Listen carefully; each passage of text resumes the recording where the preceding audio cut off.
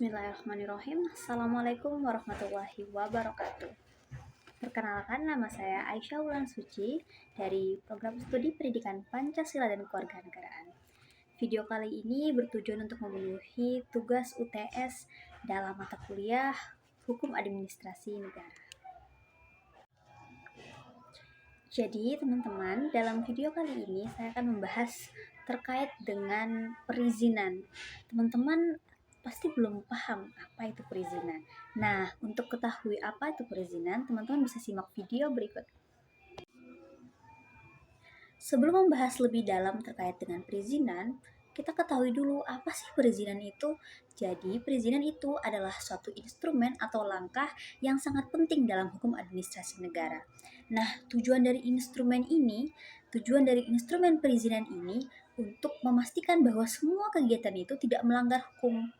Misalnya, dalam konteks usaha, izin perizinan dalam melakukan usaha itu sangat penting untuk memastikan bahwa dalam melakukan usaha itu tidak merugikan pihak manapun, dan juga dalam perizinan itu juga biasanya akan dilakukan penelitian berupa AMDAL.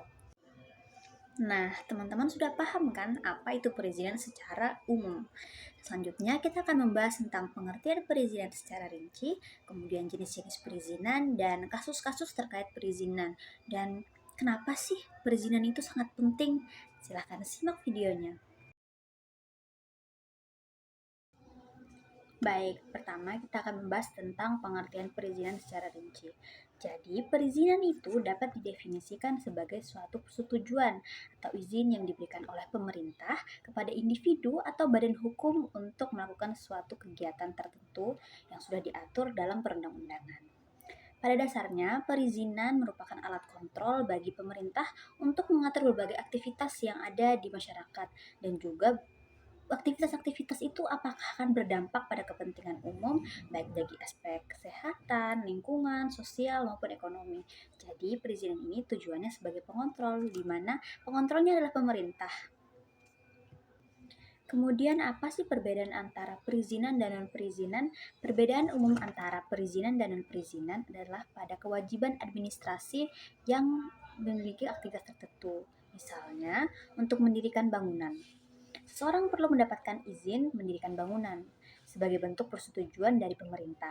Sebaliknya, aktivitas-aktivitas yang tidak memerlukan izin itu seperti kegiatan sosial. Nah, itu tidak memerlukan izin dari pemerintah karena tidak akan merugikan masyarakat. Misalnya, adanya kegiatan bersih-bersih di pinggir pantai. Nah, itu juga merupakan salah satu bentuk kegiatan sosial yang tidak memerlukan perizinan dari pemerintah. Nah, dalam perizinan ini juga tercantum dalam teori-teori hukum. Nah, seperti 3 teori ini. Yang pertama ada teori wewenang.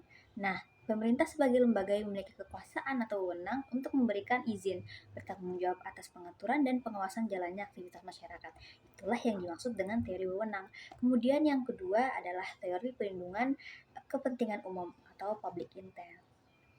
Perizinan harus dilihat sebagai mekanisme untuk melindungi kepentingan umum. Ini berarti keputusan pemberi izin harus mengedepankan kepentingan masyarakat luas, bukan hanya keuntungan individu atau kelompok tertentu.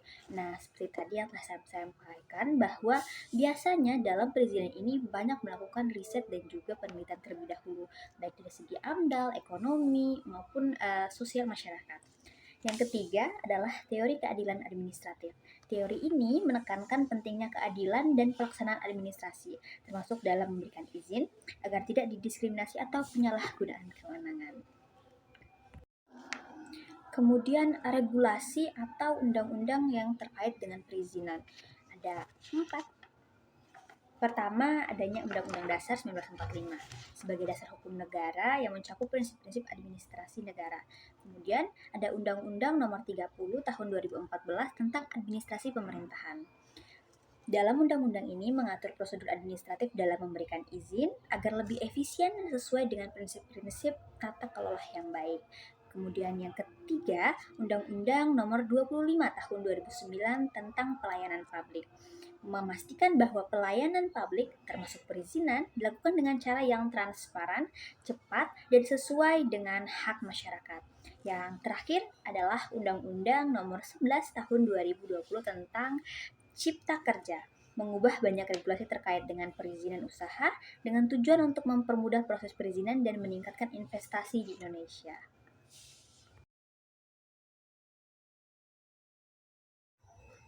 Selanjutnya kita membahas tentang jenis-jenis perizinan dalam hukum administrasi negara. Jadi, jenis-jenis perizinan itu dibagi menjadi 4.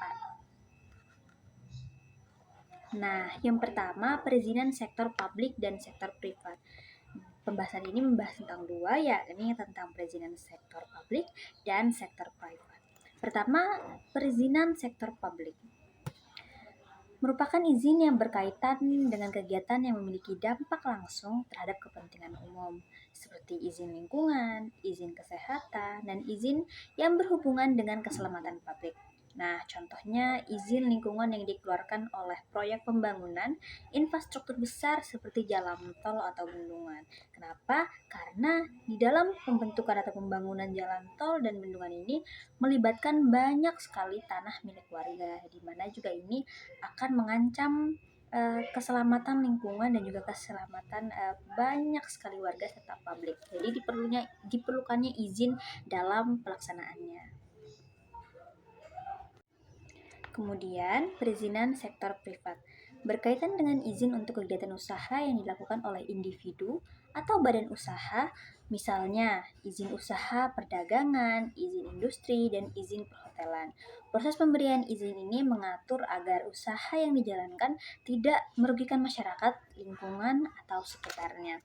Sama halnya dengan yang tadi pembahasan terkait dengan perizinan sektor publik, perizinan sektor privat juga ini berkaitan tentang dampak terhadap lingkungan. Hanya saja bedanya dia lebih pada perizinan yang diminta oleh satu individu atau badan yang sifatnya mandiri terhadap pemerintah. Tidak seperti perizinan sektor publik itu yang biasanya dilakukan dalam skala besar. Kemudian jenis perizinan yang kedua adalah perizinan berbasis elektronik atau biasa disebut dengan OSS, Online Single Submission. Seiring dengan kemajuan teknologi, pemerintah Indonesia memperkenalkan sistem Online Single Submission atau OSS yang bertujuan untuk mempermudah proses perizinan bagi pelaku usaha. Sistem ini memungkinkan proses perizinan ini dilakukan secara online sehingga mengurangi birokrasi yang berbelit dan mempercepat pengeluaran izin. Contoh konkretnya, pelaku usaha dapat mendaftarkan izin usaha, izin lingkungan, serta izin operasional dengan satu platform yang terintegritas. Jadi misal orang yang mau mendaftar dagangannya agar lulus di MUI. Nah, ini bisa melalui platform yang sudah disediakan oleh pemerintah. Kemudian, jenis perizinan yang terakhir adalah perizinan khusus. Perizinan khusus merupakan izin yang diberikan untuk kegiatan yang memiliki resiko tinggi atau dampak besar terhadap masyarakat dan lingkungan. Misalnya, izin usaha tambang, izin energi, dan izin untuk industri bahan berbahaya. Izin ini memerlukan evaluasi yang lebih ketat dari pemerintah untuk menghindari dampak negatif yang serius, karena biasanya dalam prosesnya baik itu tambang ataupun proyek-proyek lain itu sangat berdampak pada lingkungan. Kenapa demikian? Seperti yang kita ketahui bahwa hasil limbah dari proses tambang ini sangat berbahaya bagi lingkungan dan juga kesehatan masyarakat, sehingga diperlukan penalaran kemudian analisis lebih dalam dari pemerintah yang harusnya memberikan izin apakah ini akan berdampak negatif atau tidak terhadap masyarakat sekitar. Jadi perizinan khusus ini sama halnya dengan perizinan sebelumnya, hanya saja dia lebih ketat. Kenapa? Karena biasanya resiko yang ditimbulkan dari perizinan ini lebih berbahaya. Setelah membahas tentang pengertian, kemudian jenis-jenis perizinan, selanjutnya kita akan membahas tentang proses dan mekanisme pemberian perizinan, sehingga bagaimana perizinan ini diberikan oleh pemerintah terhadap individu atau suatu badan. Yang pertama, ada tahap dalam proses perizinan. Ada pendaftaran, verifikasi dan evaluasi, yang terakhir penerbitan izin atau penolakan. Nah, jadi poin pertama adalah pendaftaran dan permohonan. Permohonan izin mengajukan permohonan kepada instansi terkait dengan melengkapi dokumen yang diperlukan. Biasanya pada tahap ini lebih berfokus pada administrasi. Yang kedua, verifikasi dan evaluasi. Pihak pemerintah melakukan verifikasi dokumen dan evaluasi terhadap kelayakan permohonan izin. Nah, proses AMDAL dilakukan pada tahap kedua ini. Jadi di mana pemerintah melakukan survei, kemudian turun ke lapangan dalam proses perizinan, dilihat apakah ini akan berdampak negatif atau tidak terhadap lingkungan, masyarakat, dan ekonomi. Yang terakhir, penerbitan izin atau penolakan. Setelah melakukan evaluasi terhadap izin yang diminta, maka pemerintah akan menentukan apakah izin tersebut layak diberikan atau tidak, tergantung pada seberapa besar dampak negatif yang ditimbulkan pada lingkungan, entah itu uh, badan usaha yang berkaitan dengan kesehatan, tambang, atau sebagainya. Nah, dalam proses verifikasi, pemerintah akan mengeluarkan izin atau penolakan permohonan berdasarkan ketentuan yang berlaku. Berikutnya, asas-asas dalam pemberian izin.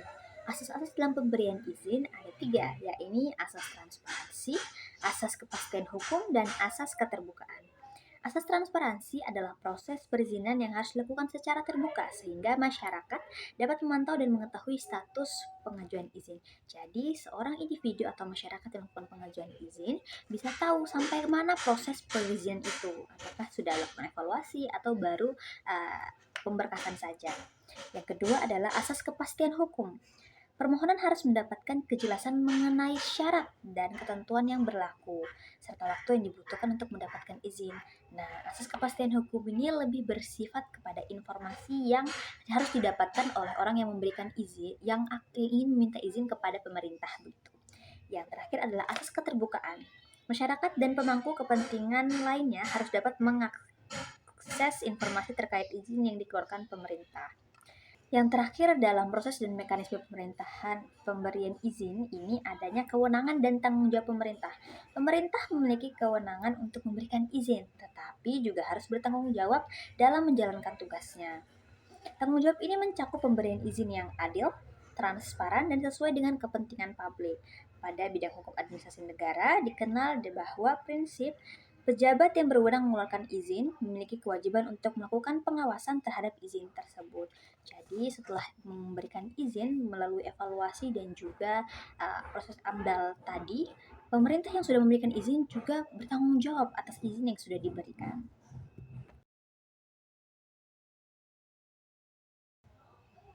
Baik, pada akhir video ini kita akan membahas terkait kasus-kasus atau isu yang berkaitan tentang perizinan. Kasus tambang di Kalimantan dan Sumatera.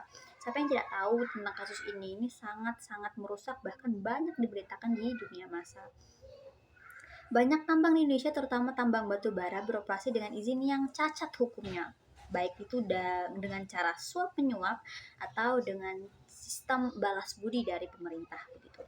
Beberapa perusahaan tambang diketahui memperoleh izin tanpa memenuhi syarat, seperti analisis dampak lingkungan atau AMDAL. Hal ini sering terjadi akibat kolusi antar perusahaan dan pemerintah daerah. Jadi sudah tidak ada lagi transparansi yang diharapkan pada asas yang seharusnya terpenuhi. Kemudian ada juga kasus perizinan UMKM dan startup. Meski pemerintah berupaya mempermudah izin usaha melalui sistem online yang tadi disebut OSS, banyak pelaku UMKM dan startup mengeluhkan proses yang masih rumit dan memakan waktu. Faktor seperti ini, kurangnya akses informasi dan kendala teknis pada sistem digital juga menjadi hambatan. Tapi saya rasa pada proses perizinan UMKM dan startup ini terjadi akibat tidak adanya sistem suap menyuap, karena kebanyakan dari proses perizinan ini berlaku dan dilaksanakan melalui proses korup atau proses suap menyuap, sehingga ketika UMKM yang melakukan perizinan dengan cara yang normal dan bersih akan dibuat lambat dan juga berbelit-belit oleh pemerintah yang seharusnya berwenang memberikan perizinan tersebut. Kemudian kita setelah melihat kasus-kasus yang ada, apa sih penyebab utama dari masalah perizinan ini? Nah, ada beberapa masalah dalam perizinan. Pertama, birokrasi yang berbelit, kemudian kurangnya transparansi, lalu adanya korupsi dan nepotisme, dan yang keempat, kelemahan sistem digitalisasi. Dari kasus-kasus juga isu serta penyebab mengapa banyaknya isu-isu tersebut, isu dari perizinan itu kita tentu bertanya-tanya, apa sih solusi dari masalah tersebut? Nah, solusi yang bisa dilakukan adalah dengan digitalisasi proses perizinan, kemudian meningkatkan pengawasan, ketiga edukasi publik, dan yang terakhir penyederhanaan regulasi. Jadi, digitalisasi proses perizinan berupa mengoptimalkan sistem OSS dengan memastikan kemudahan akses dan keamanan data. Yang kedua, meningkatkan pengawasan, penegak hukum yang lebih tegas terhadap pelanggaran perizinan, sehingga pihak-pihak yang berwenang untuk memberikan izin tidak sembarangan dan tidak sewenang-wenang memberikan izin, apalagi dengan melalui sistem korupsi dan suap menyuap. Yang ketiga, edukasi publik, memberikan informasi yang lebih jelas kepada masyarakat tentang prosedur perizinan, sehingga masyarakat bisa lebih paham dan lebih mudah untuk mendapatkan perizinan tanpa melalui oknum-oknum yang biasanya menggunakan wewenangnya dan pengetahuannya untuk kepentingan pribadi. Yang terakhir, penyederhanaan regulasi, mengurangi tumpang tindih regulasi untuk mempercepat proses. Jadi, saat pihak satu sudah menyelesaikan bidang administrasi, pihak yang lain bisa langsung untuk evaluasi lapangan, AMDAL, dan lainnya, sehingga tidak berulang terus pada proses yang sama. Kemudian juga tidak adanya transparansi, sehingga orang atau individu yang meminta izin ini sudah tidak tahu lagi sudah sampai di mana perkembangan perizinan yang diminta begitu. Jadi kasus-kasus tadi itu mencerminkan reformasi dalam sistem perizinan di Indonesia agar lebih efisien, transparansi, dan bebas dari korupsi. Jadi itu tadi teman-teman terkait dengan perizinan. Nah, untuk meningkatkan efisiensi sistem perizinan, disarankan agar pemerintah terus melakukan reformasi birokrasi dan penerapan teknologi informasi yang lebih canggih. Sehingga bagaimana tadi OSS yang sudah dibuat pemerintah itu tidak menjadi sia-sia dan juga benar-benar berjalan sebagaimana fungsinya.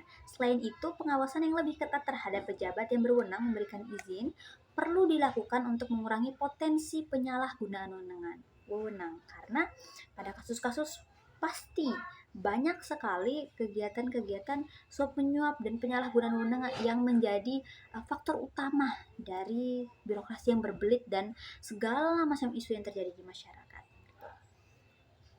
Itu saja informasi yang bisa saya paparkan terkait dengan perizinan. Semoga teman-teman bisa paham dan mendapatkan ilmu yang bermanfaat dari video ini. Wassalamualaikum warahmatullahi wabarakatuh.